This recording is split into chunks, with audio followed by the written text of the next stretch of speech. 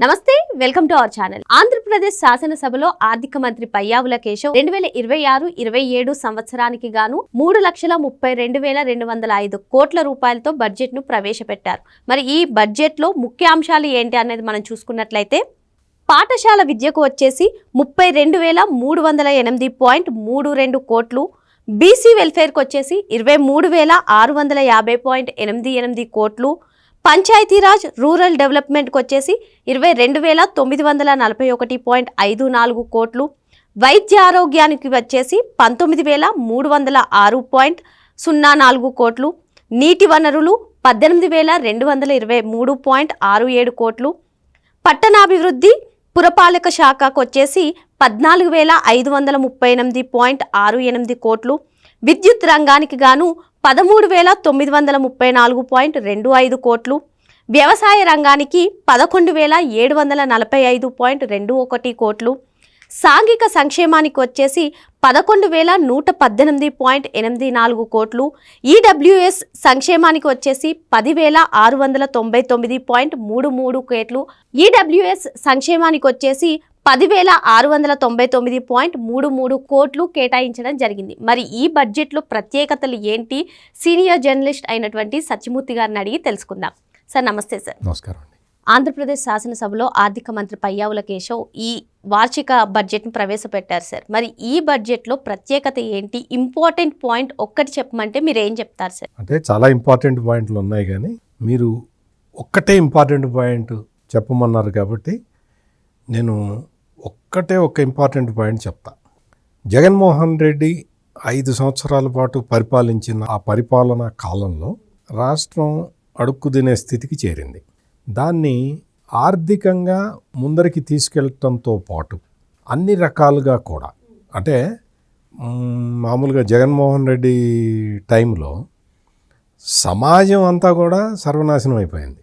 అంటే కులాలుగా మతాలుగా విడదూసి బూతులు మాట్లాడేవాడికి, దాడులు చేసేవాడికి ప్రాధాన్యతలు ఇచ్చుకుంటూ సభ్య సమాజం అన్న ఒక పదానికి స్థానం లేకుండా చేశాడు జగన్మోహన్ రెడ్డి.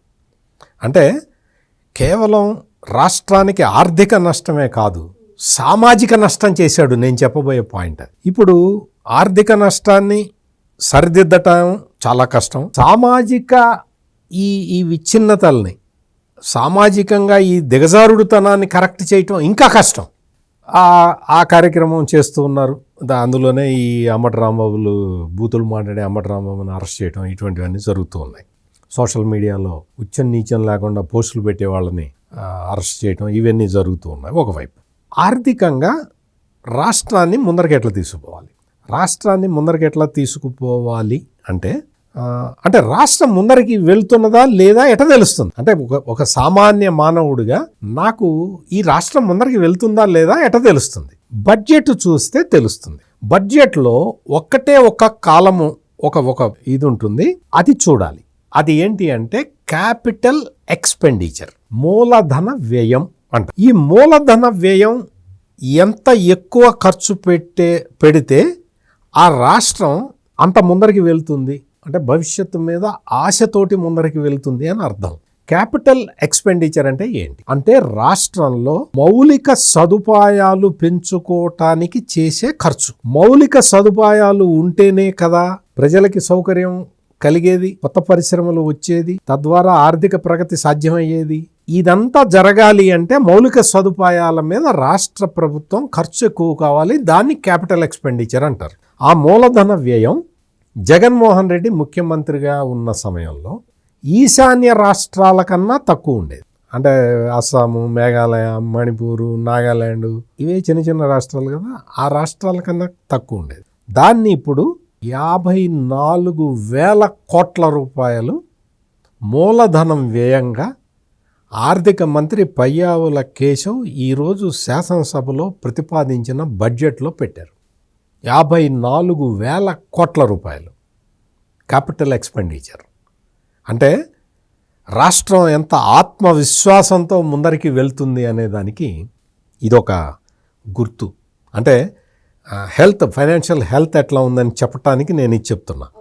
మీరు అడిగిన ప్రత్యేక పాయింట్ ఇంకా చెప్పలా. ఇప్పుడు నేను చెప్పింది ఇండికేషన్స్ చెప్తూ ఉన్నా. స్టేట్ హెల్త్కి సంబంధించి. స్టేట్ హెల్త్కి సంబంధించి ఇంకొక హెల్తీ పాయింట్ ఒకటి ఉంది. అదేంటి అంటే, కూటమి ప్రభుత్వం అధికారంలోకి వచ్చిన తర్వాత ఆనాటి ఆర్థిక విధ్వంసాన్ని సరిదిద్దుకుంటూ గ్రోత్ రేట్, వృద్ధి రేటుని మెరుగుపరుచుకోవడం. ఆ టార్గెట్ని గత ఆర్థిక సంవత్సరంలో 10.75కి రీచ్ అయింది ఆంధ్రప్రదేశ్. అప్పుడే చాలామంది ఆశ్చర్యపోయారు. నిన్న మొన్నటి వరకు చాలా దారుణంగా ఉండేది, 7.5లో ఉండేది. ఒక సంవత్సరంలో 10.75కి ఎలా వచ్చింది అని. దానికి సంబంధించిన కారణాలు చాలా ఉన్నాయి. వాటన్నిటి జోలికి ఇప్పుడు మనం వెళ్ళొద్దు. కానీ 10.75 గ్రోత్ రేటుని ఈ సంవత్సరం 11.75 గ్రోత్ రేటుకి టార్గెట్ పెట్టుకో. It is also a healthy indicator. Chandrababu Naidu చెప్తున్నది ఈ 11 పాయింట్లు 12 పాయింట్లు కాదు, నాకు 15% గ్రోత్ రేట్ ఉండాలి అని ఆయన చెప్తూ ఉన్నాడు. 15% గ్రోత్ రేట్ అది చాలా కష్టసాధ్యం. కానీ ఈ గ్రీన్ అమోనియా ప్రాజెక్టులు, ఈ ఆర్సిలార్ మెటల్, ఇటువంటి పెద్ద పెద్ద ప్రాజెక్టులు, గూగుల్ ఏఐ డేటా సెంటరు, ఇటువంటివన్నీ వచ్చిన తర్వాత అది సాధ్యం అవుతుంది. ప్రస్తుతానికైతే 11.75 గ్రోత్ రేట్ టార్గెట్ పెట్టుకోవడం అనేది it is another healthy indication. ఇప్పుడు మీరు అడిగిన ప్రశ్నకి సమాధానం చెప్తా. ఈ బడ్జెట్ మొత్తంలో ప్రత్యేకమైనది ఏంటి, స్పెషల్ ఏంటి, ఇప్పటి వరకు మన ఆంధ్రప్రదేశ్ రాష్ట్ర ప్రభుత్వమే కాదు, దేశంలో ఏ రాష్ట్ర ప్రభుత్వం చేయని ప్రత్యేకత ఏమిటి అనేది ఇప్పుడు నేను మీకు చెప్తా. పయ్యావుల కేశవ్ ఆర్థిక మంత్రి ఒక కొత్త స్కీమ్ని ఇందులో ప్రవేశపెట్టాడు. నిన్న మొన్నటి వరకు అప్పుల కోసం రిజర్వ్ బ్యాంకును అడుక్కుంటున్న ఆంధ్రప్రదేశ్ ఈ రోజున ఏపీ వెల్త్ ఫండ్ అనే ఒక ఫండ్ని క్రియేట్ చేస్తూ ఉన్నది. ఏపీ వెల్త్ ఫండ్ అనే ఈ కాన్సెప్ట్ ఇప్పటి వరకు దేశంలో ఏ రాష్ట్రము కూడా ఈ కాన్సెప్ట్ని ప్రవేశపెట్టలేదు. AP wealth fund. ఈ ఏపీ వెల్త్ ఫండ్ ఏం చేస్తుంది అంటే, ఏపీ వెల్త్ ఫండ్ ఆంధ్రప్రదేశ్లోనే కాకుండా దేశంలోని ఇతర రాష్ట్రాలలో డెవలప్మెంటల్ ప్రాజెక్ట్స్ని, కొన్ని ప్రత్యేకమైన ప్రాజెక్టులని ఏపీ వెల్త్ ఫండ్ టేకప్ చేస్తుంది. అంటే నిన్న మొన్నటి వరకు అధ్వాన్నమైన ఆర్థిక పరిస్థితుల్లో ఉన్న ఆంధ్రప్రదేశ్ ఈ రోజున ఇతర రాష్ట్రాలలో కూడా పెట్టుబడులు పెట్టే ఒక విజన్ని తనదిగా చేసుకున్నది. ఈ ఏపీ వెల్త్ ఫండ్కి ఈ బడ్జెట్లో 100 కోట్ల రూపాయలు కేటాయించారు. అంటే అది కిక్ స్టార్ట్ కోసం. ఈ 100 కోట్ల రూపాయలతో పాటు ఏం చేస్తున్నారు అంటే, వివిధ సంస్థలు, ఆర్థిక సంస్థలు, వీటన్నిటి నుంచి కూడా ఇందులో షేర్ తీసుకుంటారు. వాళ్ళ దగ్గర నుంచి పెట్టుబడులు మొబిలైజ్ చేస్తారు. వాళ్ళు ఇందులో పెట్టుబడి పెడితే మొత్తం 1000 కోట్లో 2000 కోట్లో వచ్చింది అనుకోండి. ఈ 2000 కోట్లు 3000 కోట్లతోటి ఏదో మధ్యప్రదేశ్లోనో, ఎక్కడో మహారాష్ట్రలోనో, ఎక్కడో హిమాచల్ ప్రదేశ్లోనో ఏదన్నా ఒక ప్రాజెక్ట్ వస్తే ఆ ప్రాజెక్ట్కి ఏపీ వెల్త్ ఫండ్ ఇది బిడ్ దాఖలు చేస్తుంది. ఆ ప్రాజెక్టుని టేకప్ చేస్తుంది. ఆ ప్రాజెక్టుని టేకప్ చేసి ఇతర రాష్ట్రాలలో ఆంధ్రప్రదేశ్ ప్రభుత్వం పెట్టుబడులు పెడుతుంది. మన రాష్ట్రంలో పెట్టుబడులు పెట్టుకోవటం కాదు, ఇతర రాష్ట్రాలలో ఆంధ్రప్రదేశ్ పెట్టుబడులు పెట్టబోతున్నది. ఏ రాష్ట్రాలు చూసినా తమ రాష్ట్రాల్లో ఇతర రాష్ట్రాలు కానివ్వండి, ఇతర దేశాల నుంచి పెట్టుబడులు పెట్టాలని పెట్టుబడులు ఆకర్షిస్తాయి. కానీ కొత్తగా ఆంధ్రప్రదేశ్ మిగతా రాష్ట్రాల్లో పెట్టుబడులు పెడతాయి. ఎగ్జాక్ట్లీ. ఆంధ్రప్రదేశ్ మొత్తం దేశంలో ఉన్న మిగిలిన రాష్ట్రాల్లో వైబుల్ ప్రాజెక్టులు చూసుకొని ఆ ప్రాజెక్టులలో పెట్టుబడులు పెట్టాలి అన్న ఒక సంకల్పం తీసుకొని ఏపీ వెల్త్ ఫండ్ క్రియేట్ చేస్తున్నది. ఇది ఈ బడ్జెట్లో ఉన్న ప్రత్యేకత. ఇటువంటిది భారతదేశంలో ఎక్కడా లేదు. భారతదేశంలో ఏ రాష్ట్రంలో లేదు. ఇదే మొట్టమొదటిసారి ఒక కొత్త ఆలోచనని ఆంధ్రప్రదేశ్ రాష్ట్ర ప్రభుత్వం ఇంప్లిమెంట్ చేయబోతున్నది. ఇది ఏంటంటే, కొన్ని దేశాల్లో అంటే కొన్ని దేశాలు, సింగపూర్ లాంటి దేశాలు ఇట్లా ఒక సావరెన్ ఫండ్ అని ఒకటి పెట్టుకున్నారు. వాళ్ళు వేరే దేశాల్లో ఇన్వెస్ట్ చేస్తూ ఉంటారు. అది దేశాలకి మధ్య ఉంటుంది, ప్లస్ సింగపూర్ దగ్గర ఉంది. ఈ సావరెన్ ఫండ్ అని వాళ్ళు పెట్టుకొని చేస్తూ ఉంటారు. ఆ తరహాలో ఏపీ వెల్త్ ఫండ్ని క్రియేట్, ఇది ఆర్థిక మంత్రి పయ్యావుల కేశవ్ ప్రవేశపెట్టిన ఆంధ్రప్రదేశ్ బడ్జెట్లో అతి ప్రత్యేకమైన విషయం. ఇప్పటి వరకు దేశంలో ఎక్కడా లేని విషయం, దేశంలో ఎవ్వరూ కూడా ఈ డైరెక్షన్లో ఆలోచన చెయ్యని విషయం. తమ రాష్ట్రాల్లో పెట్టుబడులు పెట్టాలి అని అంటే అందరినీ బతిన్లాడుకునే రాష్ట్రాలు, ఆంధ్రప్రదేశ్ ఆ రాష్ట్రాల నుంచి కొంచెం భిన్నంగా ఆలోచించి మనమే ఒక ఫండ్ క్రియేట్ చేసి అవసరమైన ఇతర రాష్ట్రాల్లో ఖర్చు పెడదాము అన్న ఒక ఆలోచన తీసుకొని ఇది ముందరికి వెళ్ళటం అనేది, ఇది నిజంగా ఆర్థిక మంత్రి పయ్యావుల కేశవ్, రాష్ట్ర ముఖ్యమంత్రి ఎంతో అనుభవజ్ఞుడు, అసలు మొత్తం దేశ విదేశాల్లో పరిస్థితులని అవగాహన చేసుకున్న ఆర్థిక నిపుణుడు, ఆర్థిక శాస్త్రం చదువుకున్న వ్యక్తి కాబట్టి నారా చంద్రబాబు నాయుడు చేసిన ఇనిషియేటివ్ అని నేను భావిస్తాను. ఎందుకు అంటే ఈ టైప్ ఆఫ్ ఇనిషియేషన్ చెయ్యటం అనేది వేరే వేరే వ్యక్తుల సాధ్యం కాదు. ఇటువంటి ఒక వినూత్నమైన ఆలోచనలు చెయ్యాలి అంటే అది చంద్రబాబే చేయాలి. సార్, ఇప్పుడు మీరు చెప్పినట్టుగా ఏపీ వెల్త్ ఫండ్ వల్ల ఆంధ్రప్రదేశ్కి ఏ విధంగా ఉపయోగపడుతుంది అంటారు? ఇది మంచి క్వశ్చన్. ఎందుకంటే ఇప్పుడు మన రాష్ట్రానికి పెట్టుబడులు వస్తే మనకి ఉపయోగం కదా, మనం వెళ్ళి వేరే రాష్ట్రాల్లో పెడితే ఏంటి ఉపయోగం అనే అనుమానం అందరికీ వస్తుంది. ఇక్కడ ఏంటి అంటే